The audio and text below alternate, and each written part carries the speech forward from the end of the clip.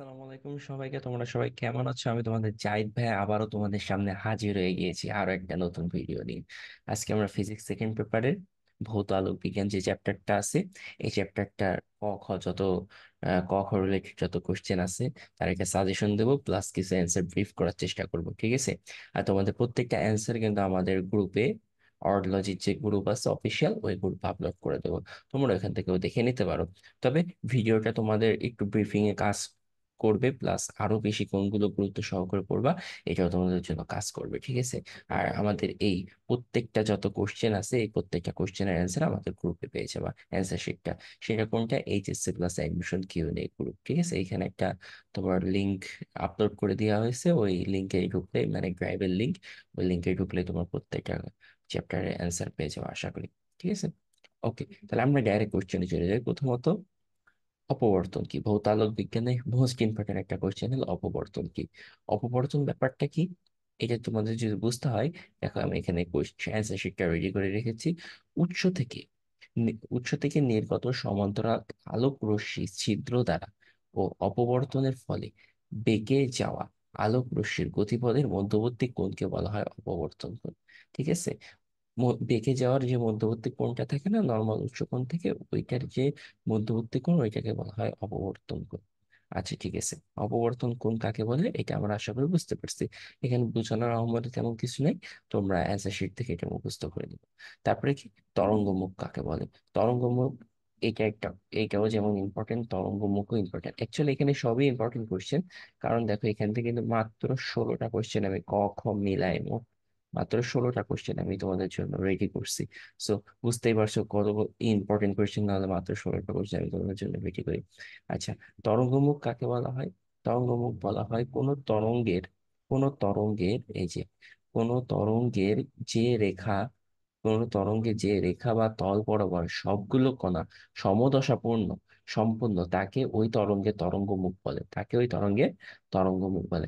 আশা করি বুঝতে পারছো, আশা করি বুঝতে পেরেছো, ঠিক আছে? পরবর্তী কোশ্চেনে চলে যায়। এখানে হাইগেনসের নীতি লেখো বলা হচ্ছে, ঠিক আছে?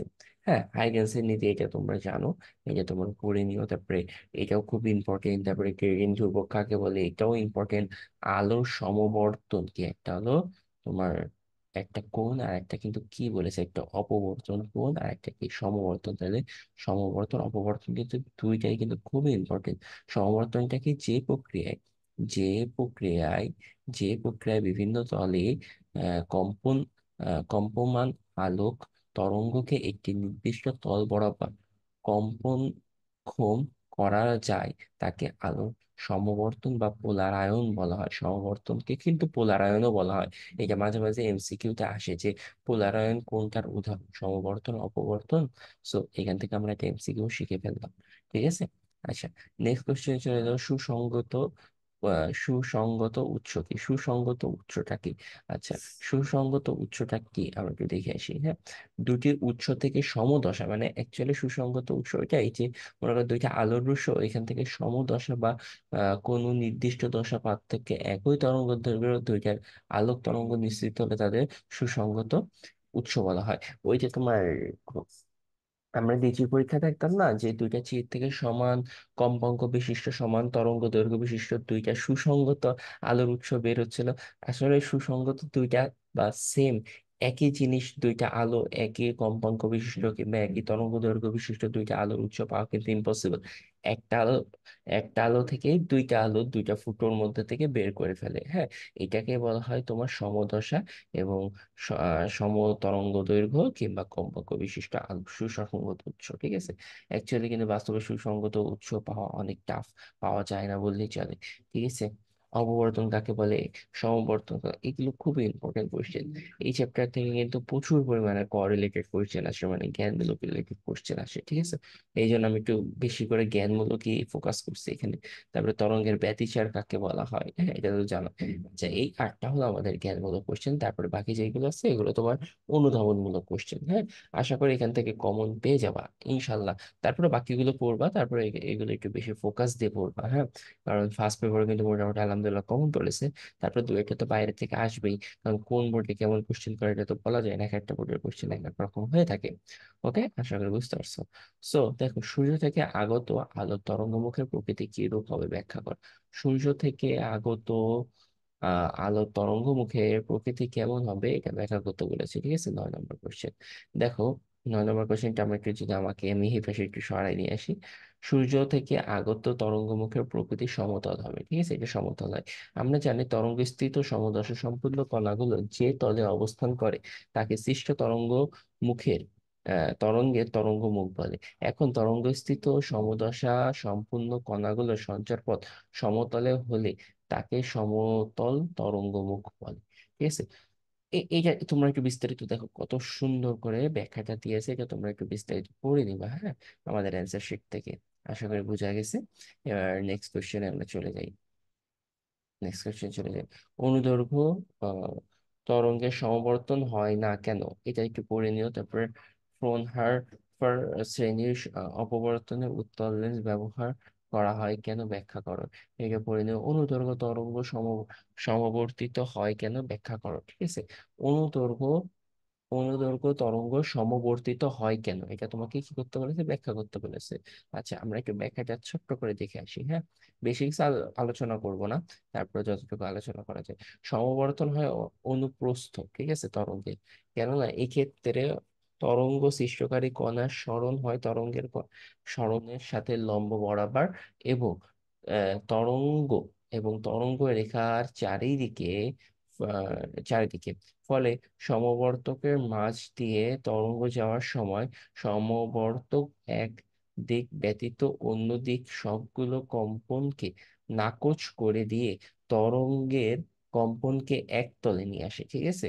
কিন্তু অনুদৈর্ঘ্য তরঙ্গের ক্ষেত্রে কণার বেগ এবং তরঙ্গের বেগ একই দিক করে, ঠিক আছে। অনুদৈর্ঘ্য তরঙ্গের ক্ষেত্রে কি হয় ব্যাপারটা দেখো, এটা খুবই একটা ইম্পর্টেন্ট লাইন, এই লাইনটা তোমাকে হাইলাইট করতে হবে। অনুদৈর্ঘ্য তরঙ্গের ক্ষেত্রে কণার বেগ কণার বেগ এবং কণার তরঙ্গের বেগ একই দিক করে। আলোর কণা ধর্মের জন্য আলোর তড়িৎক্রিয়া, বস্তুর বিকিরণ এবং পারমাণবিক বর্ণালী ব্যাখ্যা করা যায়। অপরদিকে কৃষ্ণ আলোর প্রতিফলন, প্রতিসরণ, সমবর্তন, অপবর্তন তরঙ্গ ধর্ম প্রাধান্য দেয়। আলোর তরঙ্গ ও কণা উভয়ের ন্যায় আচরণ করাই হলো আলোর দ্বৈত নীতি। দ্বৈত নীতিটা বলতে কি বোঝানো হয়? দ্বৈত নীতি বলতে বোঝানো যায় দুইটা নীতি, মানে আলোর দুই রকম নীতি, মানে একই নীতি না। মানে ওই যে অনেক মেয়ে আছে না, বা অনেক ছেলে আছে না, যে তার দ্বৈত নীতিতে বিশ্বাস, একবার এই মেয়ে একবার এই ছেলে, ঠিক আছে, মানে তার বয়ফ্রেন্ড গার্লফ্রেন্ড চিক্স এগুলো অনেক বেশি চেঞ্জ করে, হ্যাঁ। সো এটাকে বলা হয় দ্বৈত নীতি বা বহুনীতি, হ্যাঁ। আশা করি তোমরা বুঝতে পেরেছো। আচ্ছা, গৌণ তরঙ্গ কিভাবে সৃষ্টি করা হয়। আচ্ছা, এটা তোমরা পড়ে নিও। আলোর দৈন্যতা ব্যাখ্যা তো আলোর দৈন্য নীতি তো ব্যাখ্যা করেই দিলাম। তারপরে ব্যতিচার ও অপবর্তন আলোক ঘটনার দুটি মাঝে মৌলিক পার্থক্য কি। আচ্ছা, এই কোশ্চেনটা আমি কেন রাখছি, এই কোশ্চেনটা কি আসার মতো একটা কোশ্চেন না, এই কোশ্চেনটা যে খুবই ইম্পর্টেন্ট ব্যাপারটা তা না, বাট তোমরা দেখো এখান থেকে যদি ব্যতিচার ও অপবর্তন আলোক ঘটনা দুইটার মাঝে যে পার্থক্য, মৌলিক পার্থক্য, এগুলো যদি পড়তে চাও, তাহলে তোমাদের ব্যতিচার আর অপবর্তন সম্পর্কে টোটাল একটা ক্লিয়ার ধারণা সৃষ্টি হয়ে যাবে, যার মাধ্যমে তুমি কোনো ধরনের এই ব্যতিচার বা অপবর্তন রিলেটেড করে এমসিকিউ দিলে ওটা সলভ করতে পারবা, সিকিউ থাকলে ওইটা সলভ করতে পারবা। হ্যাঁ, সিকিউ যদিও ম্যাথমেটিক্যাল টার্ম আসে, বাট খ ক বা খতে ব্যতিচার বা অপবর্তন সম্পর্কে লিখতে দিলে তোমরা লিখে আসতে পারবা। সো একবারে আমি ভাবলাম যে এই কোশ্চেনটা দিয়ে দিই তোমাদের, মানে একের ভিতরে সব বলে না, একের ভিতরে সব হয়ে যাচ্ছে। ইয়াহিয়া দিচ্ছির পরীক্ষায় ব্যবহৃত দুইটি চিড়ে একটি বন্ধ করে দিলে পর্দার জোড়া কিরূপ পরিবর্তন দেখা যাবে ব্যাখ্যা করো। হ্যাঁ, সো এটা খুব একটা ইন্টারেস্টিং কোশ্চেন, এগুলো তোমরা পড়ে নিও। আর প্রত্যেকটা কোশ্চেন, মানে এই যে অ্যান্সার শিটটা না, এই অ্যান্সার শিটটা তোমরা কোথায় পাবে বলো তো? এই যে অ্যান্সার শিটটা সুন্দর করে, কত সুন্দর করে দেখো অ্যান্সার শিটটা বানানো হয়েছে, এই অ্যান্সার শিটটা তোমরা পেয়ে যাবে আমাদের ফেসবুক গ্রুপে। আমাদের ফেসবুক গ্রুপের নাম এইচএসসি প্লাস অ্যাডমিশন Q1 অর্থোলজি গ্রুপ। তোমরা এই গ্রুপে জয়েন হয়ে যাও। কস শুধুমাত্র তোমাদের এইচএসসি সাজেশনের জন্য না, তোমাদের অ্যাডমিশন নিয়ে আমাদের অনেক বড় একটা প্ল্যান আছে। সো তোমরা যদি এই গ্রুপে অ্যাড হয়ে যাও, তোমরা অ্যাডমিশনে তোমরা অনেক হেল্প পাবো আমাদের মাধ্যমে, ইনশাল্লাহ।